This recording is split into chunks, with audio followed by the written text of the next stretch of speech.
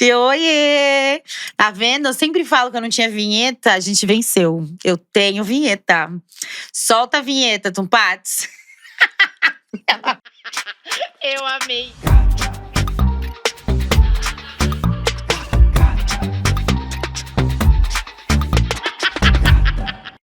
Bom, bem-vindos. Esse é o primeiro episódio do Papel de Trouxa, oficialmente agora um podcast. E eu não podia ter convidada melhor. Por quê? Bom, ela foi minha diretora, é a melhor diretora que eu conheço. Ela é mulher no audiovisual. Tá há 20 anos na carreira com uma história incrível e só entrega trabalhos incríveis. Tô aqui com a Cássia Dian. Oi, que linda essa apresentação! Gente. É linda, Obrigada. o tanto que eu te admiro. Prazerzaço estar aqui, obrigada mesmo. Obrigada. A nossa primeira convidada. E bom, eu conheci a Cássia gravando a minha temporada de Casamento às Cegas. Ela é diretora do reality, das 3 edições, enfim. Um trabalho impecável e eu achei fantástica a ideia de trazer ela pra cá, porque é onde tudo começou pra mim, que a maioria de vocês me conhecem. Então, nada mais justo do que trazer uma das pessoas que me proporcionou isso e ouviu e conhece a minha história. Somos amigas. É isso. Estamos trabalhando, agora somos colegas de trabalho. Acho chiquérrimo, né, gente? Bom, quer se apresentar? Conta um pouquinho. Eu já sei tudo sobre ela quando andei estudando, mas fala um pouquinho pra gente de você. Então, eu tô nessa aventura que é o audiovisual há mais de 20 anos. Pouquinho mais de 20 anos, não preciso ser tão exato para não entregar a idade, não é brincadeira. Eu me formei em jornalismo, comecei a trabalhar na carreira como jornalista ainda em impresso, em rádio, em revista. Tive aí um início de carreira dessa maneira, mas sempre trabalhando com entretenimento. Mesmo como jornalista, já era repórter de entretenimento e tal. Então sempre foi um universo que me seduziu muito. E aí eu, enfim, recebi um convite para ir trabalhar na época na Rede TV, isso, lá no começo dos anos 2000. E era muito engraçado, porque eu não tinha nenhuma vontade de trabalhar em televisão. Meu sonho era ser jornalista correspondente, sabe, trabalhar em grandes jornais e ser correspondente na Europa. Era isso que eu queria. Quando eu fui para televisão, eu fui meio… o salário era bom, era melhor do que eu ganhava, tô precisando ganhar mais dinheiro, enfim, fui pra televisão. E aí eu me apaixonei principalmente pela experiência do ao vivo. A gente até estava falando disso agora há pouco. Me apaixonei mesmo, entrei no switcher, né? Esse lugar onde a gente fica e monitora todo o programa, as câmeras e tal. E achei aquele universo, assim, uma delícia, a adrenalina do ao vivo, uma delícia. E pronto, fui arrebatada por essa experiência na televisão e trabalhei em televisão por mais de 10 anos. Passei por todas as televisões, todas as emissoras de televisão. Em 2012 eu resolvi dar uma pausa nessa experiência de TV aberta. O mercado estava começando a mudar. Já tinha, claro, há alguns anos as TVs a cabo, a produção de programas, o mercado já vinha mudando com o surgimento de produtoras que até então faziam publicidade e cinema, né? E televisão se fazia na televisão. Mas isso foi mudando, e aí eu passei um ano fora do Brasil. Quando eu voltei, eu falei, putz, agora eu acho que eu quero viver essa experiência, esse outro tipo de fazer audiovisual. E aí comecei a me aventurar como diretora freelancer e cá estou até hoje. Então eu sou uma diretora freelancer, trabalho por projetos e um dos projetos é o Casamento às Cegas, que eu tenho o maior orgulho, assim, é um filho querido mesmo, assim, acho que realmente é um projeto que me dá muito orgulho, sabe, da equipe, do que a gente faz, de como a gente faz. Eu gosto muito. Eu gosto desse projeto também, porque depois que eu estive lá e eu saí também, eu percebi que ele, obviamente, estamos falando de um programa de casamentos e as pessoas devem entrar pra casar, inclusive, galera, tá Né? pensando em ir pra lá é pra casar, sabe? Aliança no dedo, não sei. Só uma dica aqui, tá? Mas enfim, o quanto ele constrói relacionamentos e abre portas, mas não no sentido de, eu vou ser famoso. É como a gente se autoconhece e a oportunidade que a gente tem de entrar em outros universos de outras pessoas, né? Que eu conheci muita gente, conheci você, a equipe, muitas pessoas que vieram pro meu coração, assim, pra minha vida, e um jeito novo de me ver e pensar a minha vida, a minha carreira também. Então, que projeto, que negócio sensacional, Não, né? isso que você falou, ele não cria relação. E eu percebo isso desde a primeira temporada, né? Porque não são só as relações entre. É um programa heteronormativo, não são só relações entre homens e mulheres, mas são as relações entre as mulheres e entre os homens, né? Sim. Que tem a oportunidade de construir um laço de amizade mesmo, né? Sim, duas das minhas melhores amigas atualmente, assim, que a gente não se desgruda, a gente se cuida. E é uma relação, assim, que eu nem imaginava que a gente pudesse construir, vieram de lá. E a gente virou família, assim. Então, quando eu falo, às vezes eu dou entrevista, eu falo, gente, é mais que casamento. O casamento, sim, é o objetivo e todo o relacionamento, como é que vocês se dão, interpessoal, romântico e tudo mais. Mas é mais a limonada, ela é sempre uma jarra, ela não é um copo. Se você conseguir entender. Mas é muito louco como as pessoas também pensam só em, esses são seguidores. E não tem nada a ver sobre isso, mas a gente vai chegar lá. Vamos lá. Já que esse podcast chama Papel de Trouxa, Bora. É lógico que a gente vai falar sobre o papel de trouxa da mulher no audiovisual, né? Que eu imagino que são inúmeros. Muitos. Eu ia trazer alguns rolos de papel higiênico pra gente começar a escrever aqui. Eu tenho certeza que é um pacote. Muitos. Mas fala um pouquinho pra mim, assim, óbvio, você é uma mulher forte no audiovisual. Diretora. Mas nem sempre fui. Nem sempre foi. E inclusive deve fazer papel de trouxa até hoje, né? Deve ser difícil até hoje, pelo simples fato de ser mulher e ter que se firmar em algumas coisas. Conta pra gente não precisa citar nome, situação, nem nada, assim. Mas dá uma clareada lá do começo da carreira, assim. Um papel de trouxa do audiovisual. Eu acho que, assim, todas nós mulheres vivemos experiências muito insólitas, digamos assim. E não só no audiovisual, Sim. né? Eu acho que, claro, na vida todas nós vivemos, mas estamos falando de carreira, né? Eu vivi coisas no rádio, eu vivi coisas no jornal, eu vivi coisas na revista que eu trabalhei, enfim, você vive essas coisas e elas são comuns e corriqueiras, Eu né? vivi milhares no mercado financeiro. Financeiro, que também é majoritariamente masculino, né? No mercado plus size enquanto modelo. Sim. No mercado de contabilidade enquanto contadora, contabilista, enfim. Hoje, como consultora de imagem, criadora de conteúdo, a mulher, ela passa por inúmeros papéis de trouxa. E a gente aprendeu a naturalizar. Sim. Quantas vezes a gente não naturalizou um comportamento masculino ou, né, relevou e falou, uma brincadeira e tal. E eu acho que bom que isso vem mudando, ainda que pouco, né? A gente mora num país onde uma mulher morre a cada 6 horas, então a gente precisa mudar muito para que essa realidade seja diferente. Mas perto do que eu vivi no meu começo de carreira, lá com os meus 18, 19 anos, e o que eu vejo hoje com os meus 44 anos, a gente avançou.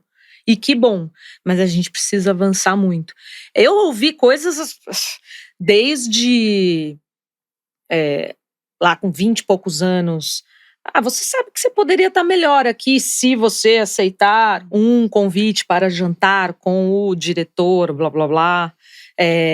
Eu ouvi coisas do tipo, tá com uma camiseta estampada e um cara vem e passa a mão na tua camiseta. Opa, quantas vezes? Pra ver o que tá escrito. Nossa, tá escrito Deixa isso eu ver aqui. aqui. E passa a mão.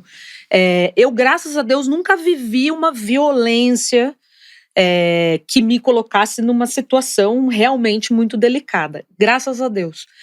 Mas já presenciei e já ouvi inúmeras gracinhas, piadinhas. E eu acho que a gente não deve mais normalizar esse tipo de comportamento.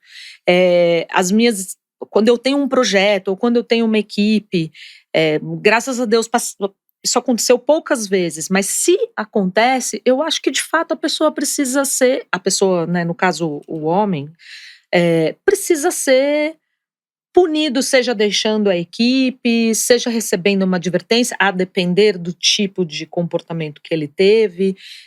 E eu acho que as empresas hoje, pelo menos as empresas com as quais eu trabalho, estão cada vez mais dispostas a enfrentar realmente esse tipo de comportamento, a combater este tipo de comportamento. Você vem, eu também já tive nesse lugar, onde a nossa voz ela era sempre colocada à prova, né? Você reclamar disso em outros tempos, não que a gente está mudando, lógico, a passos mais vagarosos do que a gente gostaria, mas tem mudado. Mas toda vez que a gente levantava uma questão dessa, a gente saía de vítima para vilã. Então, conseguir sair e florescer no mercado, independente disso, sem abafar ou relevar, é uma vitória. É isso. Porque eu também já passei por N situações assim, e eu sempre tinha que colocar na balança assim: vale a pena? O que isso vai me trazer de risco? Porque eu sabia que primeiro iam me colocar como vilã, tipo, é um exagero dela, ou olha a roupa que ela tá, ou olha o que ela tá fazendo. Olha como Mas ela se também comporta. ela não é tão competente quanto fulano e nunca. Essas coisas geralmente não têm fundamento. Ou a coisa que a gente mais escuta, ela dá margem. Ela. Entendeu? Sorri demais. Eu vi ela com a mão no ombro dele. Enfim, ela parou ali pra falar, enfim, N coisas. E a gente chegar aí com mais de 20 anos de carreira, sem, graças a Deus, precisar desistir ou abafar qualquer coisa, é realmente um. E vou te falar, assim, o que eu já presenciei em situações que foram extremas e uma pessoa precisou ser afastada do projeto e tal. Mas por que ela, a mulher, a vítima no caso, por que ela não impediu? Por que ela não falou? Porque ela não foi capaz, porque ela travou. E as pessoas vão reagir de maneiras diferentes. O mesmo assédio com mulheres diferentes vão surtir efeitos diferentes. Pode ser que se o cara assediar a Amanda vai falar: rapaz, isso aqui, toca teu barco, sai daqui. A Amanda pode ter uma reação e, né? Agora, se for falar com uma outra mulher, ela pode simplesmente não conseguir sair daquela situação. Quantas vezes você não travou numa situação que você fala, cara, não sei o que responder, entendeu? Quantas vezes você não, sei lá, você não tá na balada e não passaram a mão na sua bunda e você travou, você fala, cara, uma pessoa simplesmente falou, passou a mão na sua bunda, entendeu? Tipo, é uma loucura. O psicológico da gente é uma caixa de Pandora, né? E você não virou, e quantas vezes você simplesmente travou e não teve uma reação? Nem sempre a mulher vai reagir, nem sempre ela é capaz de reagir, e ela não é culpada por isso. Ela não é culpada por isso, entendeu? É bem complexo, né? E às vezes, muitas desse questionamento de por que ela não reagiu, por que ela não se defendeu, vem de mulheres. Eu ando levantando isso muito nas redes, inclusive, porque sofro muita opressão feminina. Muita.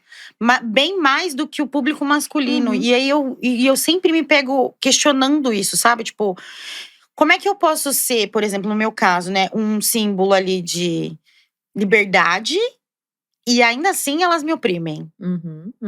Mas eu acho que o quanto elas estão transbordando da opressão de dentro, né? Do quanto elas se oprimem também, mas elas estão distribuindo isso. Acho que o seu papel como comunicadora é exatamente esse. É seguir falando o que você precisa dizer. Eu acho que esse é o papel. Eu falei pra Melissa, ela falou assim, mas mãe, anteontem inclusive, ela falou assim, mas por que você continua falando? Eu falei, porque essas pessoas que estão me oprimindo, elas precisam de mim. E elas são oprimidas. Elas são oprimidas, elas se oprimem. E elas estão reverberando o que elas têm aqui dentro, o que elas aprenderam como padrão e tudo mais. Não importa o quanto elas vão vir falar, o quanto vão falar. Pra mim, isso tá certo. Eu continuo sendo uma mulher livre, feliz. E eu sei que isso ajuda, mesmo quem tá me oprimindo. E olha só, a gente vive numa sociedade patriarcal.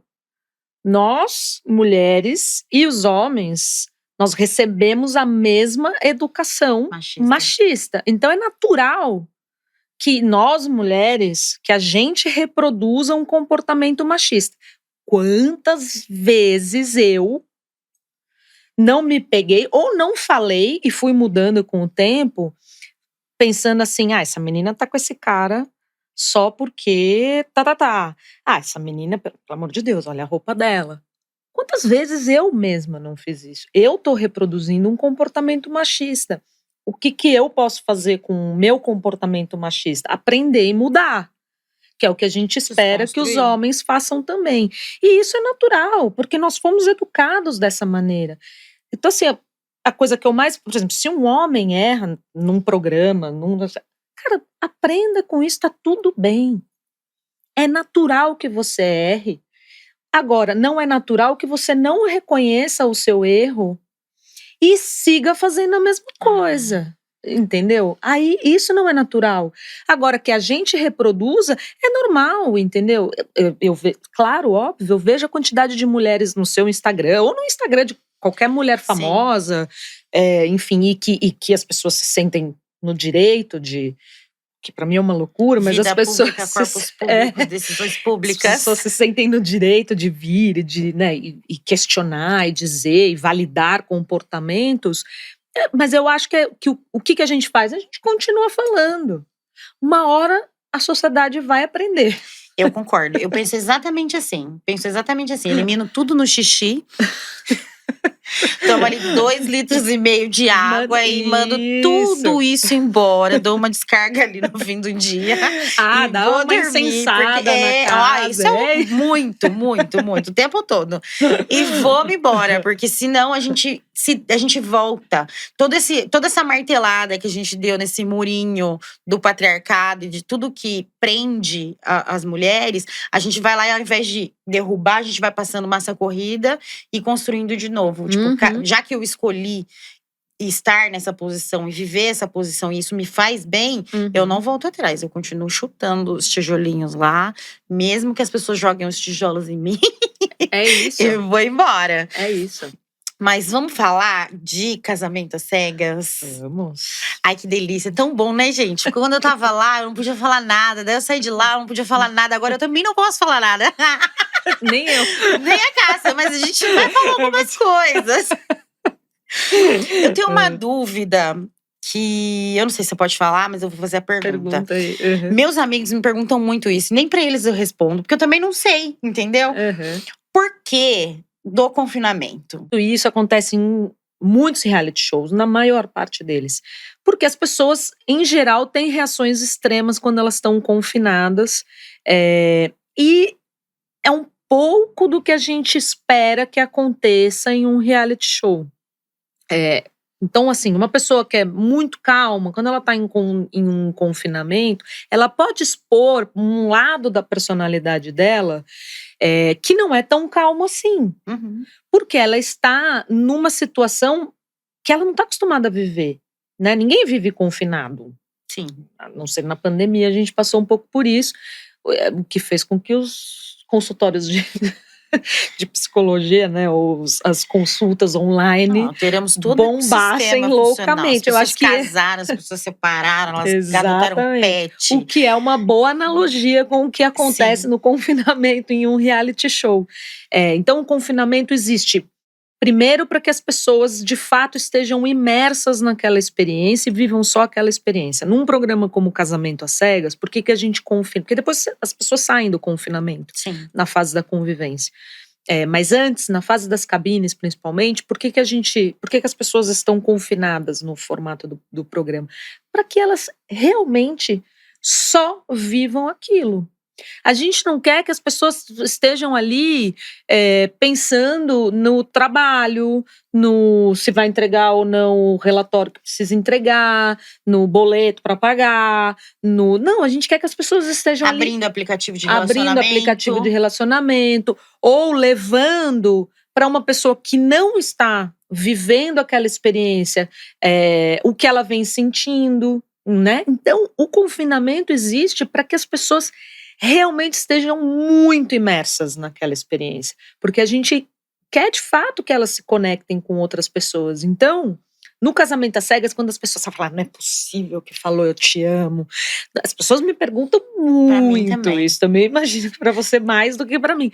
Muito. Mas não é possível, mas não é possível. Cara, É possível, porque essas pessoas estão ali 24 horas por dia, porque muita gente sonha, inclusive, com isso, Nem me 24 horas fale. por Nem me dia fale. pensando nisso, sabe? Sonhando como é a pessoa do outro lado, pensando que perguntas eu vou fazer, o que eu preciso falar com ele que eu não falei, ou com ela que eu não falei ainda, o que mais eu preciso saber. Ah, putz, minha colega aqui tá afim do mesmo cara que eu, como que a gente vai resolver isso? Eu converso com ela, eu não converso, eu falo com ele, eu não falo. Quer dizer, a pessoa tem o dia inteiro para só pensar nisso. Então é uma experiência muito forte. Eu fiquei muito chocada quando eu vivi aquilo, porque não que eu seja muito racional, eu sou muito emocional. Muito, em absolutamente tudo. Acho que vocês percebem, né? Mas eu achava muito louco, assim, eu voltava pro meu quarto e o quanto aquilo mexia comigo emocionalmente, assim. Eu me apaixonaria? Sim, fora dali? Muito provavelmente, sabe? Se eu estivesse conversando todo dia. Sim. Eu adoro. Adoro, não adoro, mas é o que muito acontece comigo. Feijão em pote de sorvete. Adoro, menina. Eu sou impressionada. É impressionante quanto eu acho feijão em pote de sorvete. Mas assim, eu chegava e o quanto eu ficava ansiosa pra chegar na cabine. E o como você se sente quando você ouve a voz da outra pessoa. Tipo, parecia um remédio. Sabe? Tipo, não, e muito você pode louco. dizer, eu nunca vivi a experiência da cabine. Eu só assisti todos os encontros de todas as pessoas e eu… Cara, Amanda, eu posso dizer pra você, assim, muita gente fala, é fake, isso, aquilo. Enfim, eu fico vendo essas coisas e me dá muita preguiça.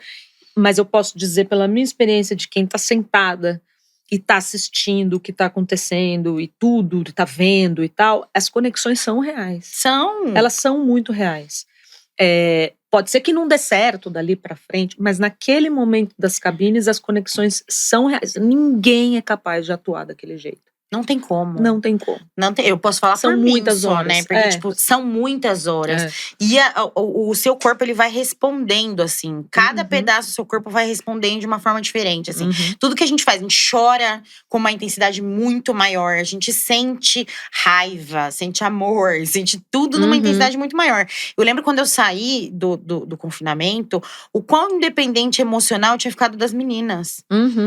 E era muito louco, porque eu voltei pras minhas amigas e parecia que eu não conhecia mais elas. É porque você viveu uma coisa tão intensa… Que é impossível explicar. Nossa, eu ia concluir dizendo isso. E por mais que você fale, elas não vão ter a dimensão do que você viveu lá. Não vão, não vão, tipo… E todos os hábitos, assim, tudo mudou, assim, né? Eu levei uns 2 meses pra reprogramar meu cérebro, assim, tipo… Né, eu ficava pensando assim, será que eu posso… Eu tava na minha casa. Eu ficava assim, será que eu posso ir no banheiro? Sozinha. Eu juro. Eu sou fumante, né? Será que eu posso fumar? Não, sabe quando você tá aqui, ó, ansiosa? E aí, às vezes, minhas amigas falam assim, Amanda, pode fumar? Daí eu falava, pode. Aí elas assim, para de perguntar. Tipo, então assim, você imagina só, eu tive que reprogramar o meu xixi, o meu cigarro. E eu tive que acostumar que ninguém ia bater na porta pra me dar comida. Imagina como é que você não se apaixona.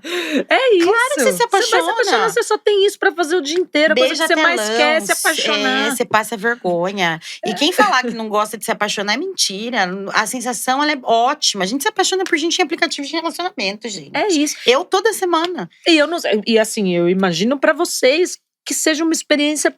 Eu viveria essa experiência. Eu falo pra um monte de gente, eu falo, cara, deve ser muito louco. Você tá na cabine e você… conversar com uma pessoa do lado de lá, com quem você se afina, né? Com quem você… rola um interesse mútuo ali, sabe? Você fala, que bacana, esse cara é isso, esse cara é aquilo, você quer, taraná. E você não faz a menor ideia de como ele é. E foda-se, porque não é isso que importa nesse momento. Você nem preocupa. Eu posso falar só por mim, né? Mas você nem preocupa nisso, tipo, sabe assim? Sim. Não se preocupa. Imagina só, tipo, teve um caso comigo. O cara teve o mesmo bicho de estimação que eu. E, gente, eu tive uma galinha. Entendeu? Eu tinha uma galinha preta que chamava Coca. O cara tinha um galo. Quando na minha vida que eu achei que eu ia sentar pra conversar com um cara que o bicho de estimação dele era um galo. E eu fiquei tipo, como assim? E era tipo, literal. Ele falou assim, igual o bicho. Eu falei, eu tinha uma galinha. A galinha chamava Coca. Eu sinto saudade dela até hoje. Minha mãe, quando eu peguei a galinha… A minha família achou isso engraçadíssimo. E eu cheguei na cabine pra conhecer o cara tinha um galo. Isso entrou no programa. Tipo, como assim?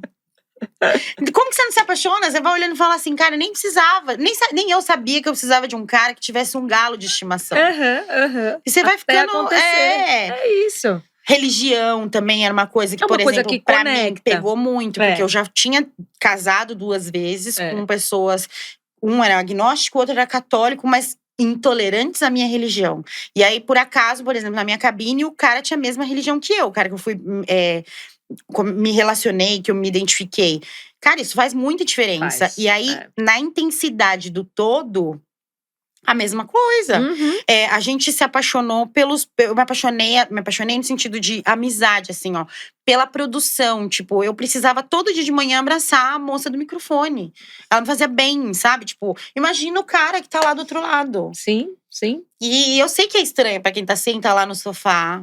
comendo uma pipoca e falar, essa moça, coitada. Ver um fragmento daquilo, ela não tem nenhuma emoção na vida. Por isso que ela se apaixona. Eu já li cada coisa. Ela não tem nenhuma emoção na vida. Por isso que ela se apaixona. Mas é só quem sentou ali naquele negocinho, sabe? É isso. E eu que sou testemunha de todos os encontros e de todas as conversas, posso garantir, assim, com plena certeza, assim, de que as conexões nessa fase são muito reais. São muito reais. É isso. Porque é isso, né? Assim como tem as pessoas que se conectam, tem as pessoas que simplesmente não se conectam. Tem. A gente não vê muito no show, claro, porque o show mostra as conexões, né? Não, senão ia durar. Mas acontece um monte. Não, senão ia durar, porque é uma novela que nunca acaba. Mas assim… Tem um monte de gente que simplesmente não se conecta. Entrou lá, conversou, não gostei de ninguém. E acontece. Então, da mesma maneira que existem as conexões, acontece também de uma pessoa entrar e falar, putz, não rolou. Né? Você viu acontecer na sua temporada, e isso aconteceu em todas as temporadas, e vai seguir acontecendo. E eu acho também que a fase das cabines ela é muito importante, e essa intensidade, porque a hora que você volta pro mundo real, né, que é a hora que eles pegam o telefone de volta e tudo mais, é só a gente ver como é que muda o comportamento de homens e mulheres. Porque daí eles passam a conversar com outras pessoas. Sim. Mesmo que as outras pessoas não entendam aquela experiência, elas passam ainda a interferir na sua decisão, né? Sim. Porque aquele ecossistema ali é tipo um terrário, você tá vivendo num terrário. É isso. De repente você abre o terrário e a planta ela vai conseguindo subir pela parede, sei lá, e sofrendo interferências, tipo… Sim. E as mulheres mudam, os homens mudam e o relacionamento muda. Com certeza. É muito legal de ver, assim. Eu nunca tinha assistido, sabia? Você não tinha assistido? Não. Quando eu fui sem assistir. Porque eu falei, não eu quero ver. Não, eu quero ficar pura. Tipo, quero ir sem ver. E aí, depois que eu saí, lógico que eu fui, né? Aí eu fui ver a primeira. E aí a terceira eu assisti 2 vezes, inclusive. Porque eu precisava. Porque você tinha que fazer a lição de casa. Tinha que fazer a lição de casa. Mas… E eu anotava muitas coisas. Porque eu queria me entender. Não, eu posso imaginar o que é se ver. No seu caso, acho que isso não aconteceu, mas acho que no caso de muita gente, quando você vê, por exemplo, um comportamento que você fala, putz, isso não é legal. Ou isso aqui que eu fiz não é bacana. Deve ser muito difícil se assistir. Eu não consegui, né? Me assistir. Até hoje? Não. Eu achei que você já tivesse… Não consegui. Aí, quando eu comecei a dar entrevistas sobre… Eu voltei lá porque eu precisava ver o que ele tinha dito, né? Porque eu sabia o que eu tinha vivido. Sim. Daí, eu voltei lá. Não gostei, mas era uma situação assim… Era muito estranho, parecia que… Eu não sei explicar. Não sei explicar. É uma versão de você mesmo. Então, tipo… só que aí… Eu fui consultar a pessoa que mais me conhece, né? A minha filha. Porque eu falei, Melissa, eu quero muito que você me conte o que você viu de mim, né? Porque eu sou muito crítica comigo, eu me massacro. Então eu falei, eu vou perguntar pra Melissa, pras minhas melhores amigas e pra minha mãe, quem eu sou, quem eu fui ali, o que tem de diferente. E aí eu não fui nada, tipo, todas elas, sem dó nem piedade. Não, mano, isso é exatamente assim. Uhum. Eu não desgostei, mas eu achei muito diferente. Porque não achei que eu era tão centrada, sabia? Uhum. Não Uhum. achei, em nenhum momento eu achei que eu era tão centrada. Eu sempre me achei maluca, e sou. Mas nem eu tinha me dado conta de como eu lido com situações extremas. Uhum. Uhum. Depois do programa que eu passei a Mas- prestar atenção, tipo, puxar na memória. E toda vez que eu era colocada numa situação difícil ou extrema, eu realmente tratava assim. E com muita elegância e calma. Mas no meu dia a dia, como eu sou atropelada e nananana, sabe quando você perde a noção, né? Aham. Tipo, você não se vê. Você não se vê. Então, quando eu me assisti, eu falei, gente, será que eu sou assim? Não é possível que eu sou assim. Daí eu perguntei pra todo mundo: o que você achou? O que você achou? Aí meus amigos falaram, lembra aquela situação? Você era assim mesmo. Uhum. Não. A Melissa, não, mãe, você é exatamente assim. É porque é isso, você não tem como construir em tão pouco tempo algo que você não seja, né? Então, assim, a gente sempre fala a edição, né? Falando a edição do programa, a edição do programa é incapaz de construir um personagem que não seja aquele que a pessoa apresentou. Ela é incapaz. E sustentar isso por 10 episódios. Não tem como, entendeu? Então, se a pessoa tem um determinado comportamento que se repete, inclusive, ao longo da temporada, é isso que vai prevalecer na edição, entendeu? Mas a gente não se vê, né? Não se vê. A gente não tem essa mania de se autoanalisar, E não embora é faça julgado terapia. pelas outras pessoas, né? Exatamente. Porque daí o que acontece, às vezes você tem esse comportamento, você sabe dele, mas você tá aqui, né? No seu mundinho, as pessoas que são próximas de você talvez não falem pra você. A maioria das vezes acho que não fala, Entendeu? sabia? Agora, quando esse seu comportamento aqui é visto no mundo inteiro e as pessoas te escrevem, te sei o quê, daí você fala, caraca, eu sou assim mesmo, putz, entendeu? Então essa né? Então é isso que vive uma pessoa maluca que topa participar de um reality Gente, show. é maluco. É brincadeira. Pessoa que topa participar disso, ela é completamente louca. Eu me sinto a Fernanda Torres, às vezes, completamente louca. Mas vale a pena, porque olha, minha filha, eu me vi crua ali, ó, de jeito que nem eu sabia. E eu achei delicioso maravilhoso me ver crua. E assim, vai ser a melhor experiência, assim, claro. Nunca nem imagina se eu for vó. Uma experiência, Você entendeu? saltou de bungee jumping? Não, eu fui pra um reality show. É isso, entendeu? Vai ser uma experiência que você não vai viver nada parecido com isso. Eu não achei até hoje nada que me mexesse assim. Fui mãe, né? Não, sim, mas aí não tem nada outra a ver. coisa, não tem nada a ver. Mas que mexesse com o meu psicológico desse jeito, É assim, isso. ó. Não. É isso. E Não. olha que legal que você foi lá e fez, aconteceu, Escrevi entendeu? carta, cheirei um short, gente. Onde? Na minha sã consciência que eu ia cheirar um calção. Deus E pai. nas cabines você esquece das câmeras, né? Não, completamente. Na cabine. Esse 15 minutos ali, você esquece da câmera. Eu paguei peitinho várias vezes, inclusive se tiver alguma câmera. Lembra que minhas blusas são todas soltas, né? Aí várias vezes tinha uns peitinhos lá sobrando, as meninas aqui, ó. Amanda, Graças a Deus tem edição, porque senão o Brasil conheceria os meus mamilos. O Brasil não, 180 países. É isso. Imagina só que situação. Eu acho que eu fiz papel de trouxa no programa, mas não para o programa. Eu fiz papel de trouxa com a pessoa mesmo. Porque bom, na verdade não é exatamente um papel de trouxa, né? Eu fiz o que eu senti. Eu tava apaixonada, eu pedi em casamento. Eu achei que aquilo realmente poderia dar certo. Porque aquela pessoa que eu construí aquele relacionamento, aquela versão daquela pessoa, né? Porque a pessoa só dá o que ele quer te dar. Eu dei o que eu queria dar, julgo que dei tudo, mas eu não sei se eu recebi tudo e também não cabe mais. Mas assim, na hora eu me senti trouxa, assim, na primeira semana. Depois já passou, tipo, os 2 litros de água levaram embora. Mas eu achei sim que eu tinha feito papel de trouxa. Tipo, como é que eu me enganei, sabe? Tipo, eu sou tão esperta. Acho que toda mulher pensa isso, tipo. Toda edição deve ter uma mulher pensando nisso. Ou várias, mas aí eu não sei se… Bom… Na sensação, tipo, Eu como me que eu não percebi eu me sentiria assim também. que ele era superficial? Não, eu acho que Tipo, como? se eu passasse pela mesma situação, eu me sentiria assim, como já me senti assim 1 milhão de vezes na vida. Quando você tá lá apaixonada pelo crush e, ups, não era nada disso. A gente se sente trouxa. Mas, no sentido literal da coisa, eu acho que não. Eu acho que você só viveu o que você Não, isso é aquela ressaca queria do primeiro viver. momento, É sabe? isso. Tipo, a ressaca do primeiro momento sempre é se colocar nesse lugar, né? Tipo, porque a gente tem essa mania de se culpar, né? Tipo, eu deveria ter percebido, deveria estar atenta, mas eu tava preocupada em viver. Isso. É isso. E aí, no meu primeiro casamento, também achei que fui trouxa, daí eu tava preocupada em viver. No segundo também, no próximo também vai ser assim. Porque eu sou assim, eu sou visceral. Então, vou ser trouxa, por isso que esse negócio chama papel de trouxa. Vou ser trouxa o resto da minha vida. E tudo bem. Mas é isso que me traz até aqui, entendeu? Se eu não fosse trouxa. Graças a Deus eu sou trouxa. É isso. Mas eu acho que ser trouxa me faz viver verdade, assim. Coisas que eu não gosto de viver de si. Então, assim, foi bom. Porque daí eu conheci mais um lado meu. É mais um potinho de sorvete que eu não preciso abrir. Mas não me arrependo, assim. Tipo, é uma pergunta muito louca, né? Todo mundo pergunta pra mim se eu participaria de novo.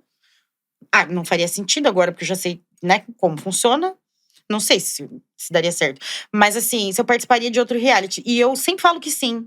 Mas nem é tipo, eu vou ficar famosona. É que as pessoas não conseguem entender o quão louco é estar dentro de um negócio desse. Tipo, e é gostoso. É muito estranho, mas é muito gostoso. Eu ficava muito nervosa em várias situações. Eu ficava irritada. São todas as emoções ali na sua cara o tempo todo. Você fica flor da pele. E isso é o confinamento. Mas isso é gostoso, de alguma forma. Não sei explicar. Eu sou maluca, realmente. Mas eu acho isso interessantíssimo. Interessantíssimo. Agora, eu vou fazer uma pergunta também, não sei se você pode responder. Vamos lá. Os casamentos, quando dão errado, porque não são combinados, a gente não sabe que vai dar errado, você não sabe que vai dar errado. Dá errado no sentido de, você não sabe se vai falar sim ou se vai falar não. Como é que você fica?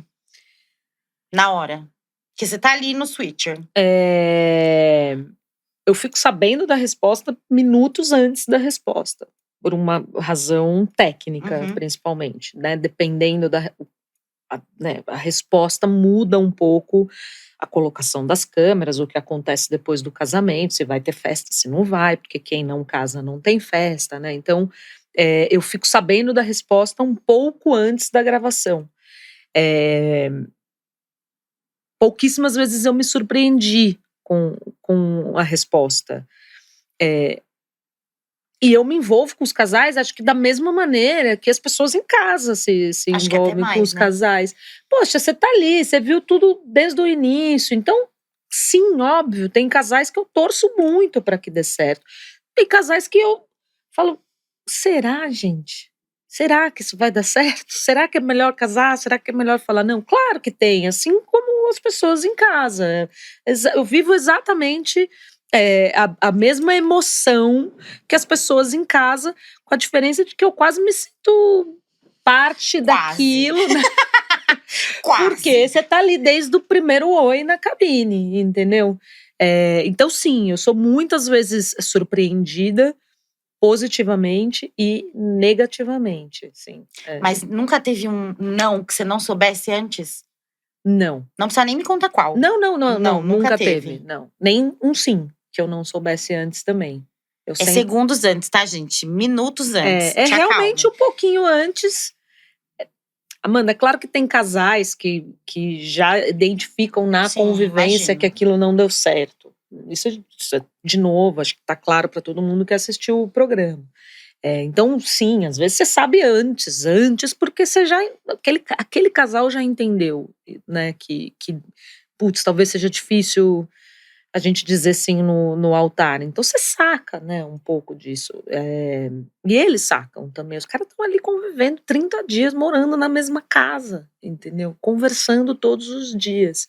Então eles também, né, essa convivência entre eles também diz muita coisa para eles. Não é só quando a câmera tá ligada, né? Sim, não tem como. Então é isso, assim. Mas sou surpreendida, sim, e torço quando acho que tenho que torcer, no sentido de me apego do mesmo jeito que as pessoas em casa se apegam. Exatamente do mesmo jeito. Ai, emocionante. Choro, Choro 80 vezes, porque depois eu assisto o programa 1 milhão de vezes durante a fase de edição do programa, né? Porque assiste o Sim. primeiro corte, segundo corte, terceiro corte, quarto, e assiste.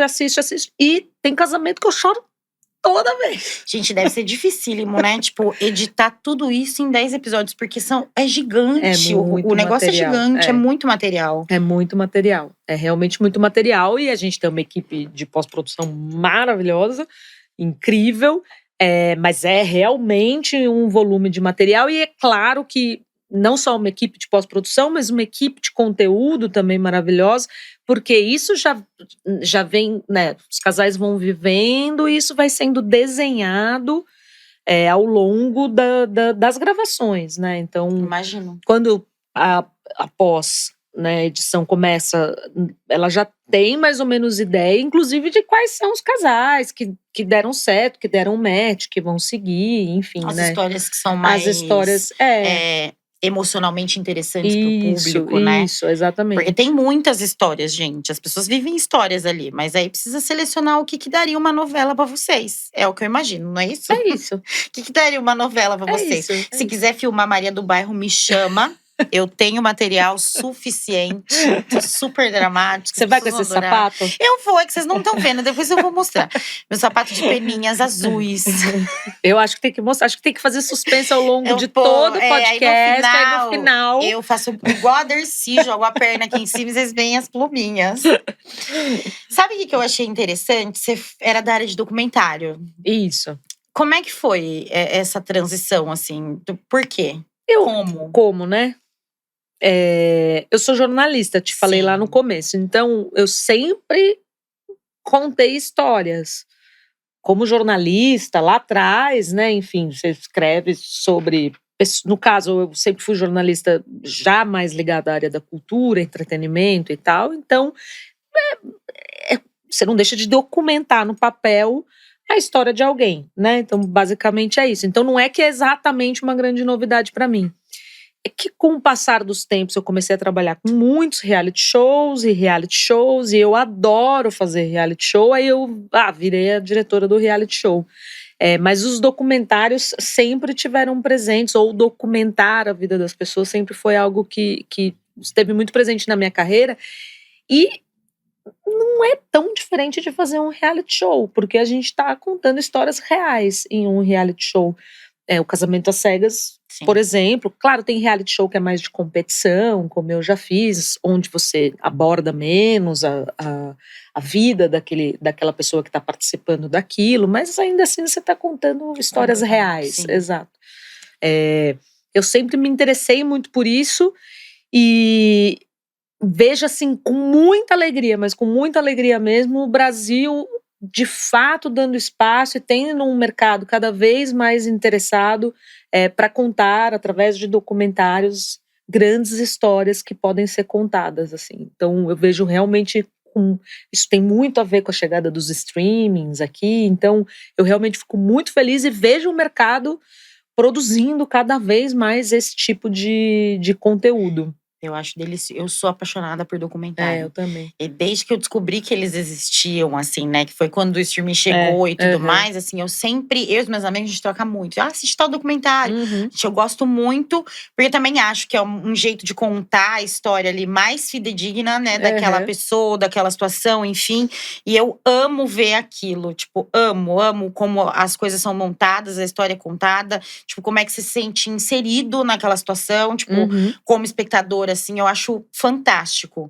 E depois que eu vivenciei um reality show, eu passei a gostar de reality show. Porque eu não era uma pessoa que me ligava no reality show. Não é um preconceito, não acho nada… Óbvio que não é, porque eu tava lá, né? Mas era uma coisa que não me ocorria, sabe? Tipo, não assistia. Mas quando eu vi todo aquele rolê, aquela mágica e tudo mais… passou até o mesmo peso de um documentário pra mim. Porque nada mais é do que isso, realmente. Né? Mas eu tô falando, a pergunta é num lugar de… Tem um monte de galera que tem aquela uniforme cool, sabe? Elitismo cultural. Isso, obrigada. Elitismo cultural, que eu detesto. Que tipo, nossa, mas ela fazia documentário e foi pra reality show. Aham. E sim, tá tudo no mesmo saco. Aham. E Contar de outro jeito. eu tenho muita preguiça disso. Eu também. Mas é só você dar um rolê nos bares descolados, você vai escutar isso. É porque isso, eu eu escuto isso a muito. vida Você inteira, também. né? Faz 10 anos que eu faço reality show e 10 anos que eu escuto a mesma coisa. E não é só com relação a reality show, por exemplo, com relação à música. Sim. Mas, sei lá, sertanejo não Chico tem Buarque. qualidade. Ou o axé, ou não sei o quê. Eu acho, aí assim, vou voltar pro meu universo que é audiovisual. Não vou falar de música que não é o meu universo. Mas eu acho que as pessoas gostam do que elas quiserem gostar. Entendeu?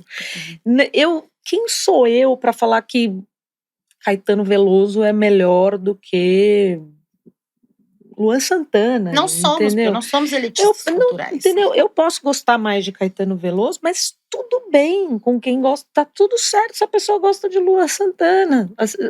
E vice-versa, entendeu? A pessoa que gosta de Luan Santana pode odiar, achar Caetano Veloso chato pra caramba, e tá tudo bem, entendeu? Ou pode gostar dos dois ao mesmo tempo. Ou pode gostar dos dois e também tá tudo bem, entendeu?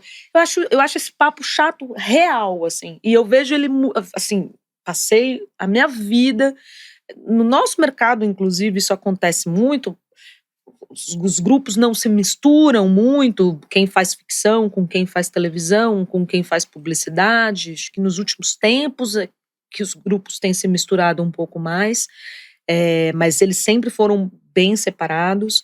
E eu acho que todo mundo sai perdendo. Eu também. Eu acho que todo mundo sai perdendo, porque eu acho que um mercado, para se fortalecer, e aí eu tô falando do nosso mercado audiovisual, ele tem que produzir tudo. Ele tem que produzir o reality show, ele tem que produzir o filme cabeça, ele tem que produzir o documentário sobre o personagem mais popular que a gente tiver, e ele também tem que produzir o documentário sobre o personagem menos popular, no sentido de alcançar, para que todo mundo conheça ele, sabe? A gente tem que lotar a sala de cinema, a gente tem que ficar em primeiro lugar nas plataformas de streaming. A gente tem que produzir tudo, entendeu? Eu acho que é isso que é importante pra gente. A gente tem que entender que a gente tá num país diverso. E o gosto é diverso, o mercado precisa ser diverso. E muda tanto, Amanda. O tempo todo. E a gente tá em São Paulo, eu me lembro a primeira vez, faz muitos anos, a primeira vez que eu fui pra Parintins, fazer o festival de Parintins. Eu nunca tinha estado lá. E aí eu fui, e aí eu cheguei num lugar que eu nunca tinha ido, e eu passei uma semana ouvindo no rádio músicas que eu nunca tinha ouvido, porque não chegam aqui. Cara, parecia que eu tava em outro país, entendeu? Parecia que e é tão bonito, e é tão legal, entendeu?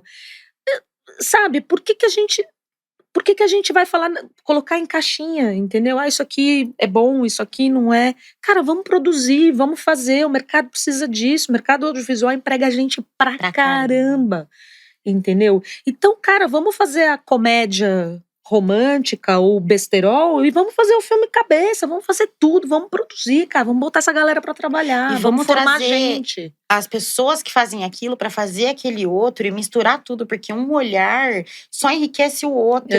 Mas aí eu vejo, por exemplo, eu falo sobre a diversidade de corpos, a quebra de padrões e tudo mais na moda. Só que olha, eu toda vez eu olho sobre os padrões em todas as áreas, porque não dá pra falar de padrão se eu olhar só pra uma coisa específica, o meu nicho, porque eu acho pobre. Sim. Pobre no sentido de que eu não sei de nada, nunca vou saber de nada, mas eu não tenho propriedade, eu não me expando em nada. E aí, quando eu olho, o audiovisual tem caixinhas e padrões, a cultura, as pessoas, né? Os nossos espectadores, eles vestem essas camisas, né, padrão. Eu gosto só de música assado. Meu gênero de filmes é esse. Eu não consumo isso, porque como se aquilo fosse um status definitivo de sucesso. E acontece isso com a roupa, com a mulher, com a cultura, tudo. A gente tá o tempo todo sucumbindo a pequenos padrões, deixando de consumir coisas, de aprimorar o que a gente tem dentro da gente por uma capa de eu sou cool, eu sou, sei lá. Gente, não acho isso nada legal. Mas acho que a Eu idade tenho vai preguiça. trazendo um pouco Você Eu acha? acho que quando eu era mais jovem, talvez eu fosse um pouco assim. Eu acho que a idade vai te colocando e vai te trazendo pra um lugar que você fala assim, ai, gente, Acho que a mulher passa por isso mais cedo. passa, com certeza. A idade, ela mostra isso pra gente, pra mulher mais cedo. Eu só posso falar por nós, mas eu falo no lugar de observar homens. Com certeza. E me relacionar com eles, sabe? Mas o quanto, tipo, beleza, a idade pra gente faz com que a gente amadureça, olha pra isso e fala, pelo amor de Pelo Deus, amor de quanto Deus, tempo eu perdi, por que eu Exato. perdi esse tempo? Olha que coisas ricas que eu podia ter trazido pra minha vida, personalidade, conhecimento, nananã.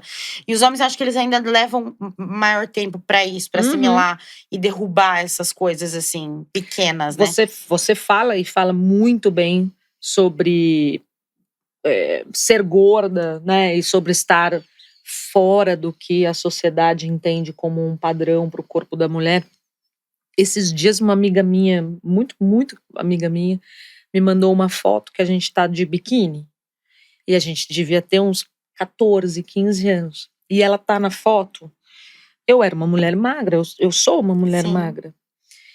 Eu devia ter uns 14 ou 15 anos. Ela tá na foto, me abraçando assim, de um jeito. Cara, na hora que ela me mandou a foto, eu na hora lembrei desse dia, dessa tarde, de eu falando pra ela, segura aqui, bota sua mão aqui pra esconder o meu pneu. E aí eu escrevi isso pra ela e ela falou, cara, eu lembro disso.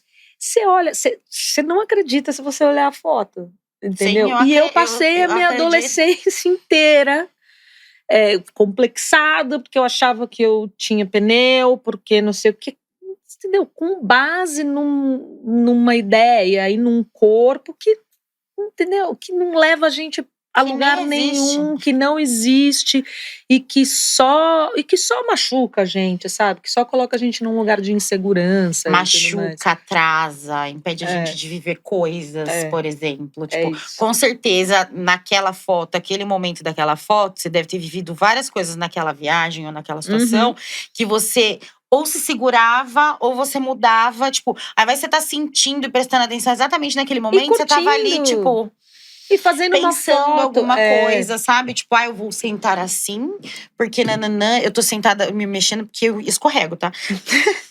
Eu vou sentar assim, porque será que estão vendo? E nananã, e tudo tá acontecendo ao seu redor e você não tá curtindo.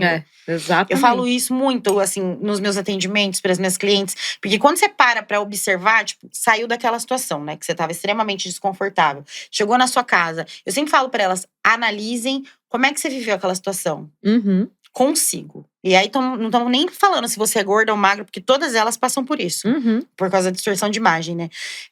O que você sentiu? O que você conseguiu extrair daquilo? O que foi divertido? O que não foi? No que você estava pensando naquele momento? E você falou isso, é verdade. Ninguém tá nunca feliz, né? Não importa. Não. O corpo que você tem, as mulheres principalmente, né?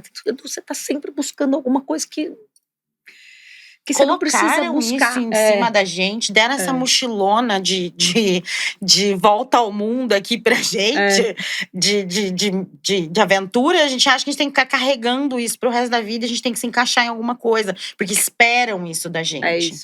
E a expectativa é uma merda, né? Tanto é que a gente cria em cima da gente, a gente cria em cima dos outros, é que o mundo coloca em cima da mulher. Sim. Tipo, como é que foi, por exemplo, pra você… Na minha temporada, você estava grávida do Vicente, né? No início da gravidez. Foi, eu descobri isso no final, no dia do último casamento. E como é que foi? Você e todo mundo, tá? Porque, na verdade, são aqueles primeiros meses de gestação, né? Sim. Então, eu realmente estava ali, uma mulher de 42 anos naquela ocasião. Então, os primeiros meses… já naturalmente são meses que você pode sofrer um aborto espontâneo, é comum que isso aconteça, mas numa mulher de 42 anos o risco é um pouco maior. Então eu tava ali meio escondendo de geral. Depois que eu falei, abriu a porteira, daí eu contei pra todo mundo. E como é que foi pra você viver a terceira temporada? Gravidíssima. E depois… Menina, o último casamento… isso com piquitito. É isso, a última gravação de casamento, eu me lembro, foi no dia 18 de outubro, que foi Daniela e Daniel. A gravação deles foi numa cidade quase a 2 horas de São Paulo e o meu médico não me liberou para ir. Porque eu já estava na 38ª ou 39ª semana. E como era 2 horas de São Paulo, ele falou, putz, acho melhor você não ir, porque vai que você tá com 39 semanas. Estresse e tudo mais. E ele falou, se você entrar em trabalho de parto lá, os bombeiros vão te levar, seu filho vai nascer lá na cidade X, porque eles não vão te trazer para São Paulo. Aí eu falei, tá bom. Eu tava super bem, tava bem, assim, né? No que é possível pro estar que se com pode 39 estar. semanas. 39, eu te entendo. Você me entende, você sabe que eu tô... Já estive lá. Mas enfim, tava lá com, né, tudo relativamente bem, não fui. Mas fiquei participando da gravação, porque a equipe botou um Zoom lá, enfim, eu fiquei em casa acompanhando a gravação de tudo, tava em casa, dia 18 de outubro. Na madrugada do dia 18 pro dia 19, eu entrei em trabalho de parto. Olha! O menino é tão corretinho que ele esperou a mãe terminar o último dia de gravação, entendeu? Porreta, hein? E aí eu entrei no trabalho de parto nessa madrugada. O Vicente nasceu no dia 19. E o médico, ele lê cartas, tarô, porque ele sabia de tipo tudo? Isso, como é que ele já pensou se eu tivesse ido? Corri o risco do... Eu não lembro o nome da cidade, mas corri o risco do Vicente ser... Eu não lembro pra falar o que ele poderia ser, o nome da cidade. Mas enfim, corri o risco dele não ser um cidadão de São Paulo. E sim dessa cidade. E o que você sentiu, assim, de desafio pós-Vicente, assim, para continuar seu trabalho? Porque ele não terminou no casamento, não terminou, porque depois teve a pós-produção. Eu tirei uma licença maternidade de 3 meses. Eu li. Me programei para isso como diretora freelancer, né? Enfim, então me programei exatamente para essa licença maternidade.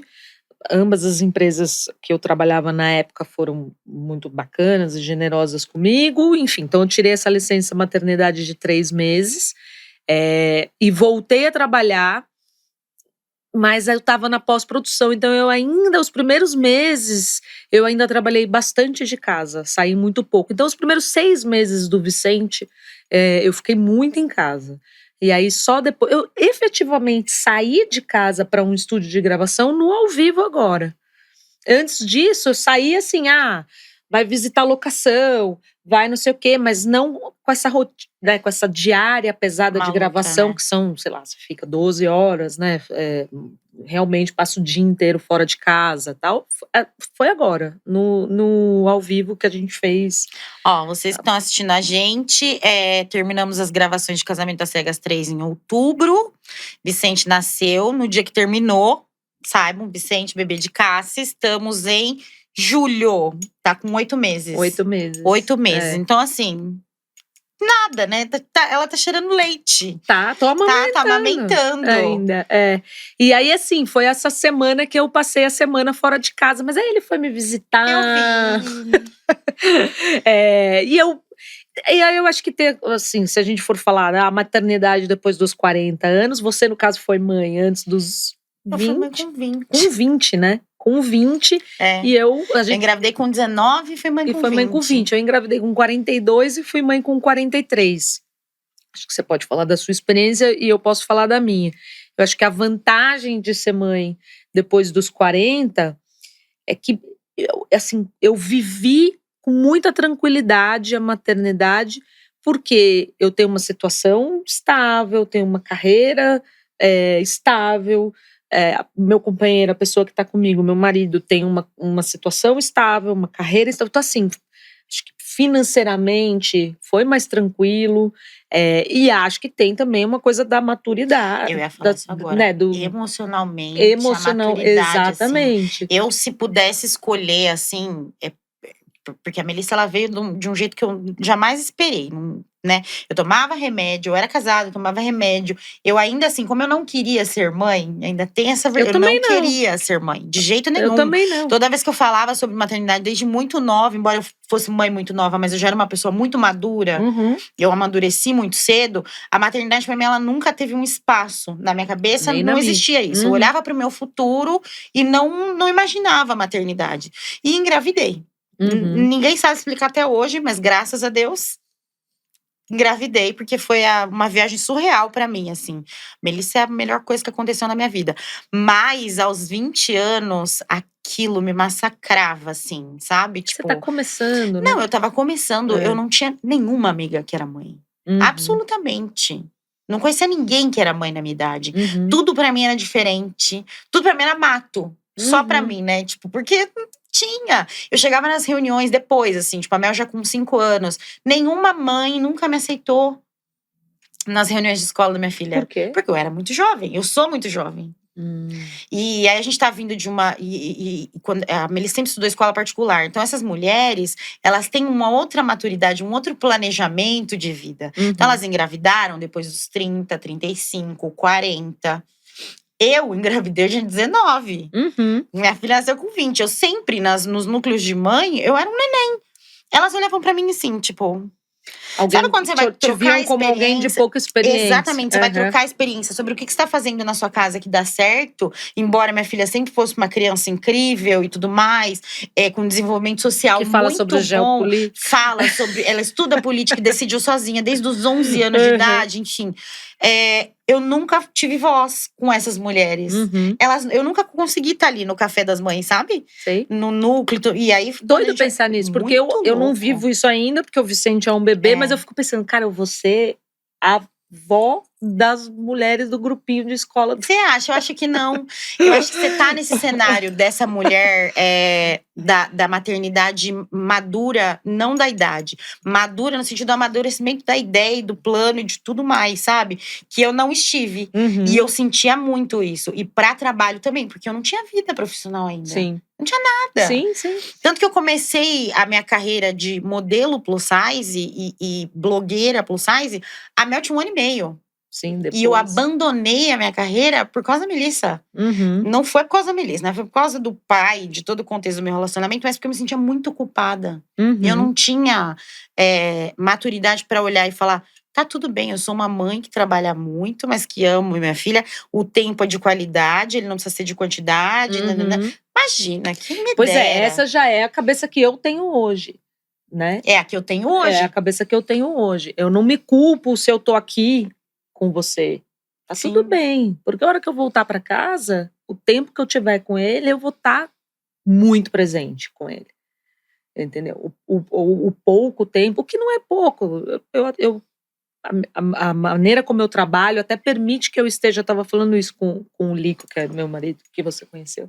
Esses dias eu falei, cara, que sorte, porque eu tenho um trabalho que me permite estar mais com o Vicente. Hoje, né? No passado não seria assim, mas hoje eu tenho essa possibilidade. E que sorte eu poder estar mais próxima dele. Sim. Mas você falou em não querer ser mãe, eu não queria ser, até os 40 anos, eu tinha certeza absoluta que eu não seria mãe. Todas as minhas amigas, toda a minha família, todo mundo, assim, era definitivo. E era muito definitivo pra mim. Era muito definitivo pra mim. Não é que eu me enganei neste tempo todo. Eu realmente não queria ser mãe. Quando eu fiz 40, meio começou a ser um assuntinho, porque começou a me dar uma coisa que, infelizmente, nós mulheres vivemos, que é, putz, e se eu quiser e não conseguir mais ser mãe? Aos 40 anos, ou depois dos 40 anos, né? Isso virou uma chavinha. Eu falei, pô, será que eu não vou viver essa experiência de ser mãe? Será que se eu quiser não conseguir, vou me arrepender? Isso começou a ser um assuntinho pra mim. Com a minha terapeuta. Ainda assim, quando eu engravidei, quando eu fui dar notícia pra minha mãe, acho que minha mãe já tinha tanta certeza que isso não aconteceria, que eu liguei pra minha mãe e falei, mãe, tem uma coisa pra te contar. Ela falou, você vai morar fora. E qualquer pessoa no planeta, quando você liga e fala, tem uma coisa pra te contar, se você tá grávida. A minha mãe foi tipo, você vai morar fora, filha, vai embora, vai morar fora. Eu comecei a rir, falei, não, mãe, não é isso. O que foi, filha? Eu tô grávida. Minha mãe levou algum tempo pra assimilar que eu realmente estava grávida. Acho que ela ficou esperando o João Kleber entrar na sala dela. Deve ser. Mas é muito doido, porque quando eu fiquei grávida e tomamos a decisão, vamos em frente, estamos grávidas, vamos embora, vamos seguir nessa e tudo mais, foi muito difícil pra mim mesma admitir que eu queria ser mãe. Porque eu passei tanto tempo falando não, que era quase como se eu estivesse traindo a mim mesma. Sim. Sabe? De tipo, não, mas como que eu mudei de ideia se até pouco tempo atrás, eu falava. Então foi um processo para mim. E que bom, porque é o que todo mundo diz, não é à toa, pô, viver a maternidade é realmente incrível, que bom que eu tô vivendo isso agora, e que experiência foda, meu filho é maravilhoso. Ai, ele é mesmo. E eu quero que ele seja, assim, tomara que eu consiga educá-lo de uma maneira que ele seja realmente um cara muito legal, muito responsável. Vai. Enfim, e que só colha coisas Já falei, incríveis. na dúvida, pega o material do reality, bota pra ele assistir isso, quando né? ele tiver idade e falar homens que você não deve seguir. Mas você sabe que ainda na maternidade, por exemplo, a internet, a grande massa da internet me conheceu agora, né? Uhum. E a minha guarda é compartilhada. E aí, quando surgiu o negócio do reality, eu conversei, lógico, e a decisão também sozinha. Tipo, eu sou mãe, né? Não dá pra simplesmente Claro. Sentei com a terapeuta da Melissa, depois com a Melissa e com o pai, óbvio, porque ele que me dá o suporte. Claro. Não tem outra. Uhum. E aí eu falei, bom, né? Eu não sei o que vai acontecer. Uhum. Então vamos preparar cenários. Eu adoro preparar cenários. Então, na pior das hipóteses, 2023, talvez ela seja sua. Uhum. Não sei. E é o que acontece, né? E, cara, como as mulheres não estão preparadas pra isso, né? Eu falei disso essa semana. Você deve ser muito mais cobrada do que ele, por exemplo. Pelo amor de Deus. Uhum.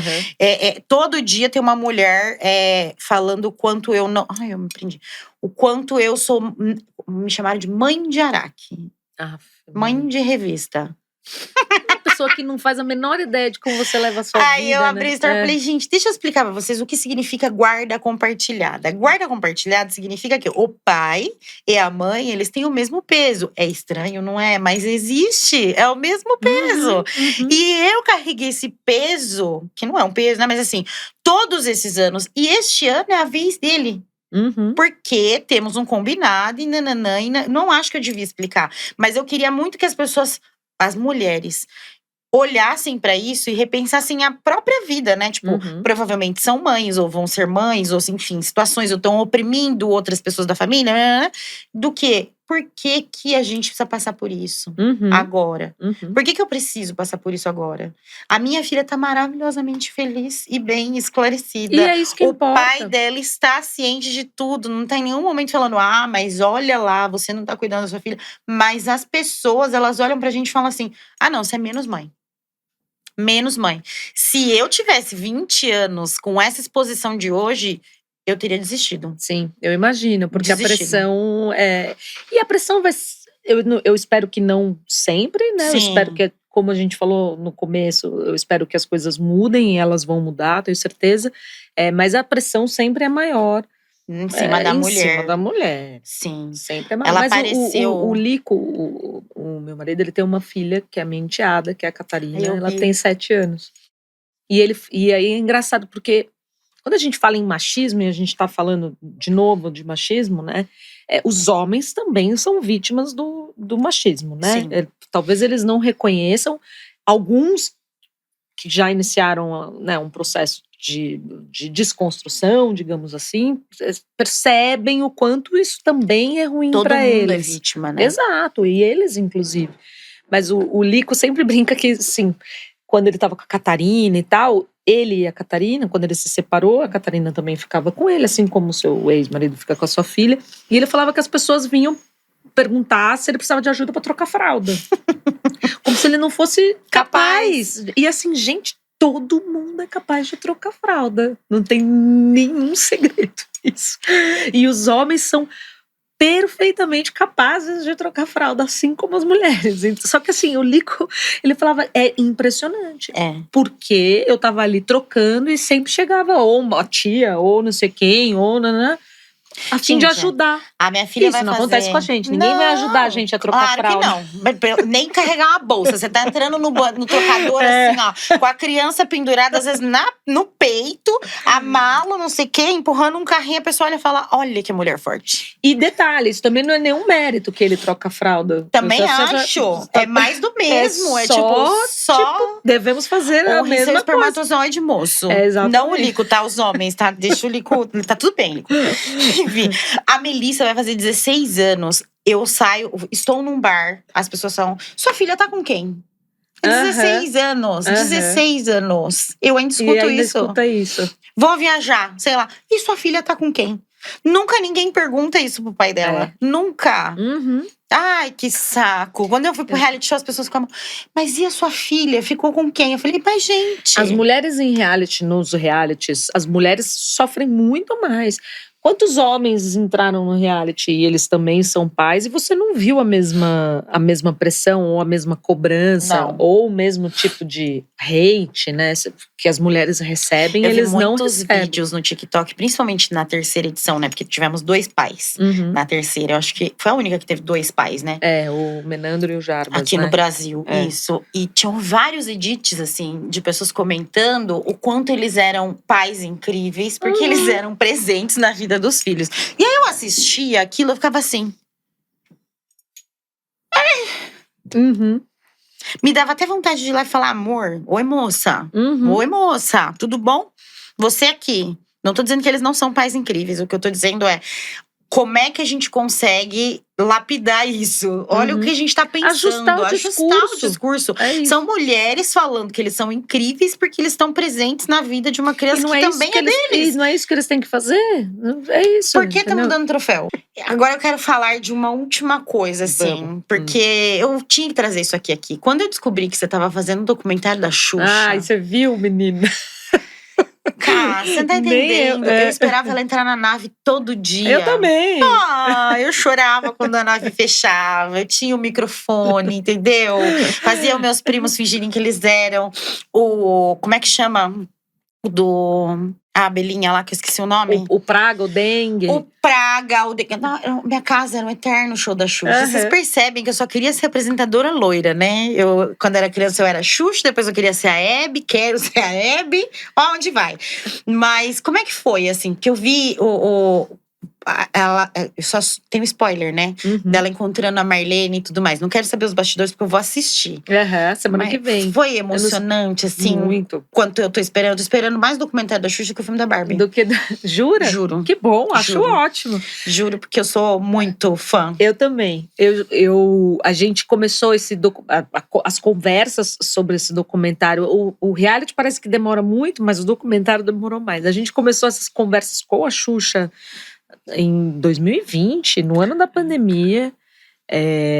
E aí, quando eu falo essas conversas com a Xuxa, até para entender, né, que história ela queria contar, o que poderia ser contado sobre a vida dela. E a Xuxa é incrível, né? A Xuxa é muito… Eu já falei isso para os meus amigos e tudo mais, que assim… eu fui uma criança fã da Xuxa, uma baixinha da Xuxa, né, nos 80. Para mim, eu era uma criança nos anos 80, então assisti o show da Xuxa desde o início e tudo mais. E hoje eu sou fã da Xuxa mulher, o que ela virou, né? Onde ela chegou, no que ela se transformou. Porque ela, claro, passou, como todas nós passamos, ela passou por muitas mudanças ao longo da vida. Mas eu me lembro que a Xuxa falou… cara, vocês têm carta branca, não tem nada que não possa ser falado. E aí eu tive a honra, são duas grandes honras nesse documentário. A primeira delas é retratar a vida de alguém que eu sou fã, que é a Xuxa, e tive a oportunidade incrível de trabalhar ao lado do Pedro Bial, que eu também sou fã, principalmente sendo a jornalista que sou, né? Lembra quando eu te falei, eu queria ser correspondente internacional, coisa que o Pedro foi. Né? Enfim, então o Pedro também sempre foi uma pessoa que me inspirou muito, assim como a Xuxa. Você sabe como que eu escrevo, né? E eu era alucinada pela escrita do Pedro. Era não, ainda sou. Então, eu também sou fã do Pedro na escrita, assim, eu acho fantástico. Ele é maravilhoso. A cabeça dele, pra mim, é um negócio que eu gostaria muito de entrar. Ele é maravilhoso. Tomar um café ali dentro. Não, e aí era isso, sabe? Você vai fazer reunião com o Pedro Bial, sabe? Pô, é uma oportunidade incrível mesmo. E, claro, toda a restante, a equipe de pesquisa, a equipe de a roteirista, que é a Camila Appel, a equipe de roteiro, de pesquisa, que é a Ana Oliveira, grandes parceiros meus que trabalham comigo há anos também estavam presentes, o diretor de fotografia, Emílio, Agostinho, a Michele, como diretor assistente, enfim. É um projeto diferente na essência, porque o Casamento às Cegas é desse tamanho e um documentário é sempre uma estrutura menor, mas com uma responsabilidade gigante de contar a história da maior apresentadora, A rainha. da rainha, entendeu? E a Xuxa, acho que o nosso desafio maior, assim, era… Todo mundo conhece a Xuxa, óbvio. Mas algumas pessoas têm uma faixa etária aí de gente que não sabe o que essa mulher foi nos anos 80 Minha e 90, que não, a sua filha, e que vai se surpreender assistindo e falando, caraca, assim, o Brasil não produz, nem nunca mais vai produzir uma celebridade como essa, porque os tempos mudaram, as redes sociais mudaram a maneira como a gente se relaciona com os ídolos e tudo mais. Então, assim, aquele frenesi, aquela loucura que era a Xuxa numa cidade. Ela tinha o mesmo peso que o Michael Jackson. Entendeu? Era uma loucura. Bom, ela fez programa nos Estados Unidos, na América Latina, na Europa. Então, assim, uma responsabilidade e uma alegria imensa. O resultado é realmente incrível. São 5 episódios. É pura nostalgia para quem viveu. É muito surpreendente para quem não viveu.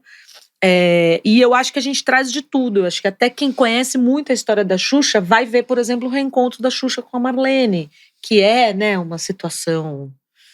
como que isso se deu. E na época era tudo muito nebuloso, né? Tipo, a maturidade jornalística também era outra, tipo, pra dar certas fazia notícias. 19 anos que elas não se viam. Isso, explicar certas coisas e tudo mais. Eu lembro até do relacionamento familiar dela, tudo era muito diferente da gente descobrir o que rolava. Exato. Tipo, não saía não saía, da vida, não, e não tinha assim. Instagram. Não entendeu? Tinha. No jornal não ia dar essa notícia, né? Não, entendeu? Vamos lá, Xuxa e Marlene brigaram, não tinha isso. Ficava se especulando coisas que saiu em revista, em notinha, assim, pra quem tinha acesso. É isso.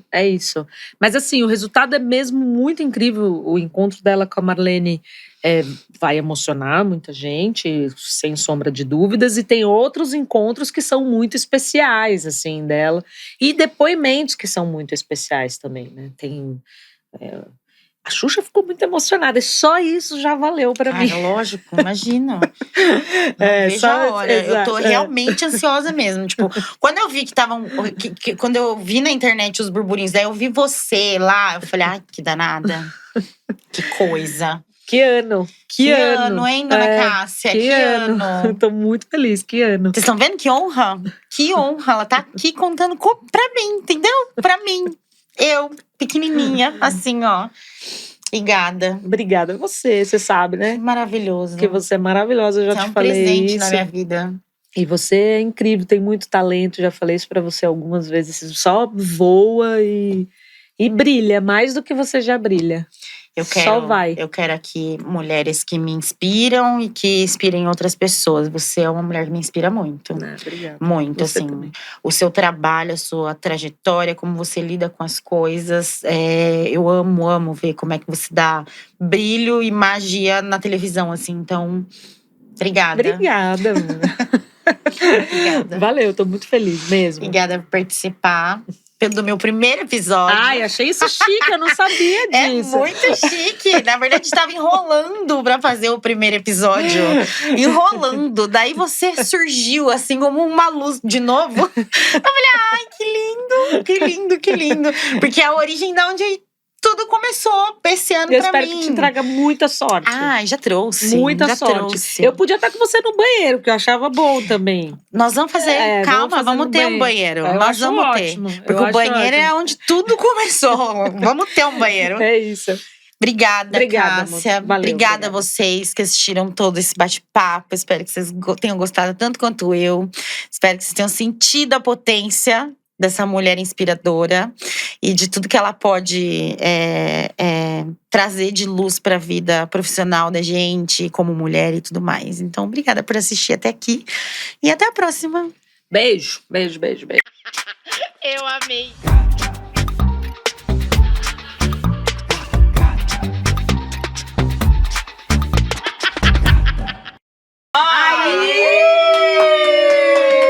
Por favor, olha o meu. Olha olho meu e olho dela. Mas eu quero que vocês entendam que eu como pastel na feira assim, entendeu, fala assim, galera? Não é a assim. Hebe, gente. E realmente, eu faço isso. Eu como pastel na feira sim, se precisar. Este podcast foi produzido pela Tumpats.